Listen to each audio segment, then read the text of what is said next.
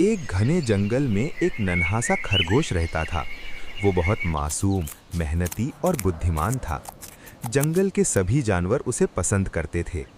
उसी जंगल में एक चालाक और मक्कार लोमड़ी भी रहती थी, जो हमेशा दूसरों को धोखा देकर अपना फायदा उठाने की कोशिश करती थी। एक दिन Believe लोमड़ी ने me, my सोचा dear कि friend, खरगोश को this बेवकूफ path is the बनाकर उसे अपना easiest and शिकार बना लिया safest जाए। route out. वो खरगोश के पास Are you आई sure और there are बड़े no प्यार hidden? से बोली, प्यारे खरगोश, आज मैंने नदी के किनारे बहुत मीठी गाजरें देखी हैं। आओ हम दोनों मिलकर ले आएं। खरगोश ने लोमड़ी की बात सुनकर तुरंत हाँ नहीं की, बल्कि समझ गया कि लोमड़ी की नीयत ठीक नहीं है।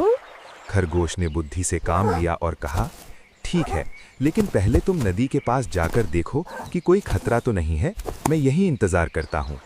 लोमड़ी खुशी खुशी नदी की ओर चली गई। वहां वो खुद ही एक शिकारी के जाल में फंस गई और जोर जोर से चिल्लाने लगी। खरगोश ने दूर से सब कुछ देख लिया और समझ गया कि बुद्धिमान को ईश्वर हमेशा बचा लेता है। वो चुपचाप वहां से वापस जंगल चला गया। सीख।